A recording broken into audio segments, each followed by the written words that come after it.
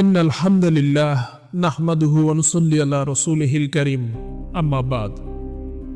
রমজান আল্লাহর পক্ষ থেকে মুমিনদের জন্য এক মহা উপহার। এটি কেবল না খেয়ে থাকার নাম নয়, এটি আত্মার পরিশুদ্ধির মাস। ইসলামের ইতিহাসে এই রমজান মাসেই অবতীর্ণ হয়েছে পবিত্র কোরআন। বদরের প্রান্তরে অর্জিত হয়েছে ইসলামের প্রথম বিজয়। মক্কা বিজয়ের মতো ঐতিহাসিক ঘটনাও ঘটেছে এই পবিত্র মাসে।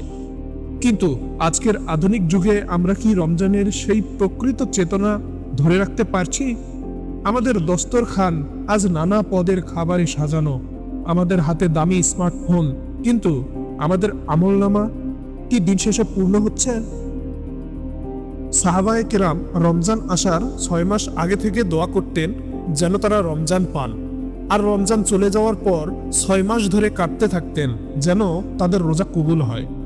আজ আমরা কি একবারও ভেবেছি আমাদের একটি ছোট ভুল এই বিশাল নিয়ামতকে মূল্যহীন করে দিতে পারে? এই ভুলটি কোনো সাধারণ ভুল নয়, এটি ভিতর থেকে মানুষকে দুর্বল করে দেয়। চলুন আমরা কোথায় ভুল করছি সেটা খোঁজার চেষ্টা করি। আজ থেকে 1400 বছর আগের মদিনা, সাহাবায়ে কেরাম তখন রমজানের রোজা রাখতেন প্রচন্ড গরমের মাঝে। তাদের ছিল না কোনো এসি, ছিল না ইফতারের জাঁকজমকপূর্ণ আয়োজন। এক গ্লাস পানি আর কয়েকটা শুকনো খেজুরই ছিল তাদের পরম পাওয়া, কিন্তু তাদের চেহারায় ছিল এক অভাবনীয় নূর। কারণ তারা কেবল পেটকে রোজা রাখতেন না, তারা রোজা রাখাতেন তাদের চোখকে, কানকে এবং তাদের জিহ্বাকে। হযরত জাবির ইবনে আব্দুল্লাহ রাদিয়াল্লাহু আনহু বলেছিলেন, যখন তুমি রোজা রাখো তখন তোমার কান, তোমার চোখ এবং তোমার জিহ্বাকেও যেন মিথ্যা এবং হারামের বিরুদ্ধে রোজা রাখো। আজকে দৃশ্যপট কল্পনা করুন, আমরা রোজা রেখে সামাজিক যোগাযোগ মাধ্যমে অন্যের নামে গীবত করছি, ইউটিউবে অপ্রয়োজনীয় ভিডিও দেখে সময় নষ্ট করছি। আমাদের চোখ হারাম থেকে বাঁচছে না, আমাদের কান পরনিন্দা শুনতে ব্যস্ত। আমরা ভাবছি খাবার না খেলেই রোজা হয়ে যায়। কিন্তু আপনি কি জানেন, রাসূল সাল্লাল্লাহু আলাইহি ওয়াসাল্লামের যুগে 2 জন মহিলা রোজা রেখে অন্যের গীবত করছিলেন। তাদের অবস্থা এমন হয়েছিল যে তারা তৃষ্ণায় মরার উপক্রম হয়েছিলেন। নবীজি সাল্লাল্লাহু আলাইহি ওয়াসাল্লাম তাদের বমি করতে বললেন। তাদের পেট থেকে গোশতের টুকরো বের হলো। কেন বের হলো জানেন? কারণ তারা তাদের মৃত ভাইয়ের গোশত খেয়েছিল, অর্থাৎ গীবত করেছিল। এই দৃশ্যটি কি আমাদের বর্তমান জীবনের প্রতিফলন নয়? আমরা সারাদিন না খেয়ে থাকছি ঠিকই, কিন্তু আমাদের কথা আর আচরণে কি রমজানের ছাপ আছে? রমজানের দ্বিতীয় বড় ভুলটি হলো সময়ের অপব্যবহার। রমজান হলো নেক আমল কামাই করার সিজন। একজন ব্যবসায়ী যেমন তার ব্যবসার মৌসুমে 1 সেকেন্ড সময়ও নষ্ট করতে চায় না, মুমিনদের জন্যও রমজান তেমন। কিন্তু আমরা কি করছি ভাই? আমাদের দিনের অর্ধেক সময় কাটে ঘুমে, বাকি সময় কাটে ইফতারের মেনু প্ল্যান করতে কিংবা মার্কেটে কেনাকাটা করতে। ইবাদতের জন্য আমাদের হাতে সময় নেই।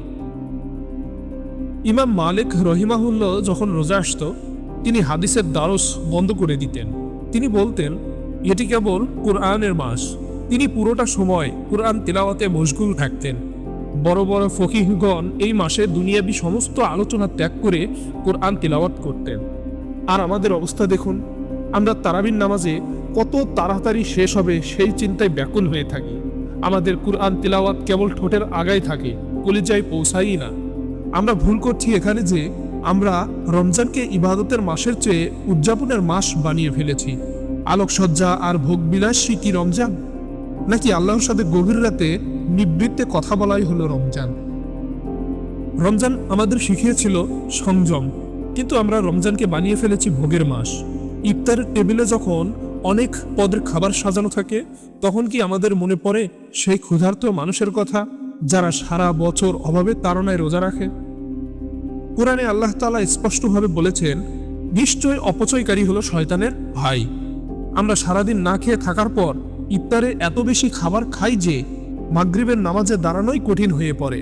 আমাদের অলসতা আমাদের রাতের ইবাদত থেকে দূরে সরিয়ে দিচ্ছে।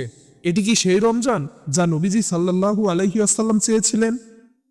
সাহাবী আবু হুরায়রা রাদিয়াল্লাহু আনহু অনেক সময় ক্ষুধার যন্ত্রণায় মসজিদে নববীর মেঝেতে বেহুশ হয়ে পড়ে থাকতেন, অথচ তার ইমানের তেজ ছিল পাহাড়ের মতো অটল। আর আমরা আমাদের উদর পূর্তি করে ইবাদতে অবহেলা করছি। এই বিলাসিতা কি আমাদের আমলকে হালকা করে দিচ্ছে না?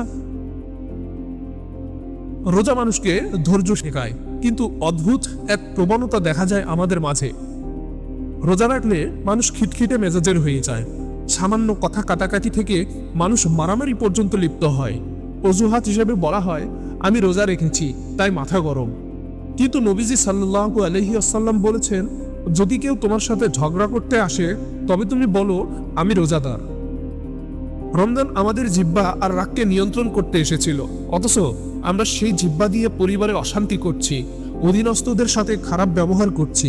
আমরা কি ভুলে গেছি ইবাদত কেবল আল্লাহর সাথে সম্পর্কের নাম নয়, এটি মানুষের সাথে আচরণেরও পরীক্ষা।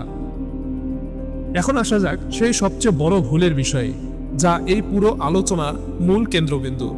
যে ভুলটি আজ আমরা প্রতিটি মুসলমান পরিবারে করছি সেটি হলো রিয়া বা লোক দেখানো ইবাদত এবং রমজানের মূল উদ্দেশ্য থেকে দূরে যাওয়া।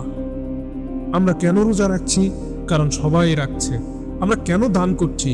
কারণ মানুষ আমাকে দাতা বলবে। আমরা কেন ইফতার বা মাহফিল করছি? কারণ আমাদের অভিজাত্য প্রকাশ করতে হবে। একবার ভাবুন সেই মুহূর্তের কথা, যখন হাশরের ময়দানে আপনার সামনে আমলনামা পেশ করা হবে। আপনি দেখবেন আপনি হাজার হাজার রাকাত নামাজ পড়েছেন, শত শত দিন রোজা রেখেছেন, কিন্তু আল্লাহ তাআলা বলবেন, তুমি এগুলো করেছিলে মানুষের প্রশংসার জন্য, তা তুমি দুনিয়াতেই পেয়ে গেছো, আজ আমার কাছে তোমাকে দেওয়ার মতো কিছুই নেই।